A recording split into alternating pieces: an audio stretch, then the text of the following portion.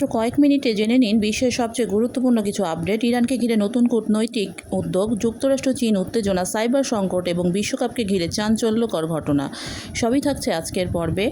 তবে বিশ্ব রাজনীতির অঙ্গনে ঘটে চলেছে একের পর এক গুরুত্বপূর্ণ ঘটনা। ইরান, যুক্তরাষ্ট্র, চীন এবং মধ্যপ্রাচ্যকে ঘিরে এই আপডেটগুলো জেনে নিন তাহলে। আসসালামু আলাইকুম ভিউয়ার্স। ইরান সংক্রান্ত চলমান অচলাবস্থা দূর করতে কাতার 1200 কোটি ডলারের একটি আর্থিক প্যাকেজ প্রস্তাব করেছে বলে জানিয়েছে ইরানের মেহের নিউজ। এর মধ্যে 600 কোটি ডলার আসবে কাতারে আটকে থাকা ইরানের তহবিল মুক্ত করার মাধ্যমে।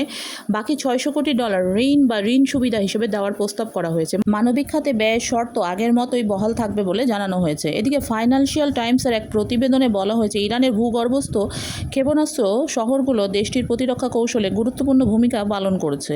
প্রতিবেদন অনুযায়ী এসব স্থাপনা সাম্প্রতিক সংঘাতের সময়ও কার্যকর ছিল এবং ইরানের অপ্রতিসম সামরিক সক্ষমতা বজায় রাখতে সহায়তা করেছে।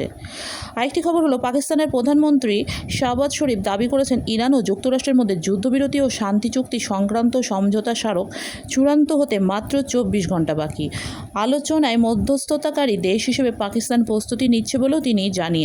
এদিকে ফুটবল বিশ্বকাপের ম্যাচের আগে যুক্তরাষ্ট্রের কানসাস সিটিতে ইংল্যান্ড দলের সরঞ্জাম বহনকারী একটি ভ্যানে চুরির ঘটনা ঘটেছে। চুরি হওয়া সামগ্রীর মধ্যে ছিল খেলোয়াড়দের বুট, অনুশীলন সরঞ্জাম, ম্যাচ জার্সি এবং অন্যান্য প্রয়োজনীয় সামগ্রী। চুরি হওয়া এসব সরঞ্জাম উদ্ধারে মার্কিন পুলিশ ও গোয়েন্দা সংস্থাগুলো যৌথভাবে কাজ করছে। প্রতিবেদন অনুযায়ী প্রয়োজনীয় সরঞ্জাম দ্রুত উদ্ধার না হলে ইংল্যান্ড দলের প্রস্তুতিতে প্রভাব পড়তে পারে।